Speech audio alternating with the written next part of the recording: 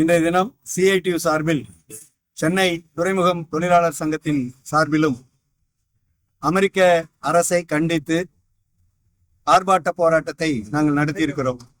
அமெரிக்க ஏகாதிபத்தியம், Iran மீதான போர், அதையொட்டிய தாக்குதல் நடவடிக்கை காரணமாக அங்கே தனியார் அந்நிய நிறுவன கப்பல்களில் பணியாற்றி கொண்டிருந்த இந்திய மாலுமிகள் 4 பேரை கொன்று குவித்திருக்கிறது. அந்த கப்பல்களை தரைமட்டமாக்கி இருக்கிறது, அதை உடைத்து நொறுக்கி இருக்கிறது. இது போன்ற அராஜக செயல்கள் சிவில் வார் என்று சொல்லக்கூடிய அளவுக்கான ஒரு போர். எனவே இதை கண்டிக்கிறோம். இது அரசு மீதான, ஈரான் மீதான தாக்குதலை ஒரு மிகப்பெரிய அளவில் தொழிற்சங்கம் என்கிற முறையில் கண்டிக்கக்கூடிய நாங்கள் அந்த ஈரான் நாட்டு அரசாங்கத்தோடு நடத்தக்கூடிய போரை பொதுமக்கள் மீது நடத்துகிற தாக்குதலாக மாற்றியிருக்கிறார்கள். கடந்த காலத்தில் ஈரானில் ஒரு பள்ளிக்கூடத்தில் 160க்கும் அதிகமான மாணவிகள் கொல்லப்பட்டார்கள். அதையும் சிஐடி கண்டித்திருக்கிறது. இந்த போர் காசா மீது, பாலஸ்தீன நாட்டுக்கு சொந்தமான காசா தீவு மீது ஏகப்பட்ட குண்டுமலை பொழிந்து மிகப்பெரிய கலவரங்களை நடத்தினார்கள். மிகப்பெரிய தாக்குதல் என்பது நடந்தது. அதில் 70,000க்கும் அதிகமான மனித உயிர்கள் படுகொலை செய்யப்பட்டது. அதையும் சிஐடி கண்டித்திருக்கிறது. உலகம் முழுவதும் போர் மனித உயிர்களை கொண்டு குவிக்கக்கூடிய ஒரு வெறிபிடித்த விஷயமாக இருக்கிறது. நிலப்பசி, எண்ணெய் பசி, இயற்கை வளத்தை கொள்ளையடிக்கக்கூடிய பசி என்கிற முறையில் அமெரிக்க ஏகாதிபத்தியம் உலகின் பல நாடுகள் மீது போர்களை நடத்தி வருகிறது.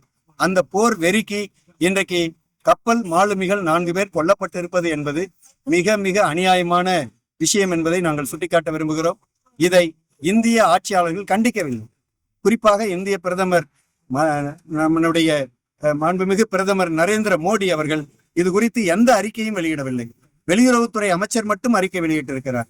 இப்படிப்பட்ட செயல்களை ஒரு பிரதமர் கண்டிக்கவில்லை, அறிக்கை வெளியிடவில்லை, இந்த மாலுமிகளுக்கு சாதகமான ஒரு அறிக்கை விடவில்லை என்று சொன்னால் அது இந்திய ஆட்சிக்கு ஏற்பட்டிருக்கக்கூடிய அவக்கேடு, அவமானம் என்று நாங்கள் கருதுகிறோம். இது போன்ற அவமானங்களை துடை தெரியக்கூடிய வகையில் ஆட்சி இருக்க வேண்டுமே ஒழிய ஒரு ஆட்சி ஏகாதிபத்தியத்துக்கு அடிமை சேவகம் செய்யக்கூடிய ஆட்சியாக இருக்கக்கூடாது என்பது எங்களுடைய கோரிக்கையில் முக்கியமானது. அது மட்டுமல்ல, இந்திய அரசு, அதனுடைய வெளியுறவுத்துறை, இந்தியாவினுடைய நீர்வழி போக்குவரத்து துறை உள்ளிட்ட பல்வேறு அமைச்சகங்கள் ஒன்றாக இணைந்து அமெரிக்க அரசை வலியுறுத்தி நம்முடைய மாண்டு போன 4 மாலுமிகளுக்கு கிடைக்க வேண்டிய நிதி நிவாரணத்தை உரிய வகையிலே பெற்றுத்தர வேண்டும் என்று நாங்கள் வலியுறுத்தி இருக்கிறோம். அது மட்டுமல்ல, தமிழ்நாட்டை சார்ந்த நிசாத் உயிர்த்தநாதன் என்று சொல்லக்கூடிய தூத்துக்குடி மாலுமி, அவர் இந்த தாக்குதலில் கொல்லப்பட்டிருக்கிறார். அவருடைய குடும்பத்தினருக்கு வேலை வேண்டும், தமிழ்நாடு அரசு அதுக்குரிய நடவடிக்கை எடுக்க வேண்டும் என்று நாங்கள் வலியுறுத்தி இருக்கிறோம்.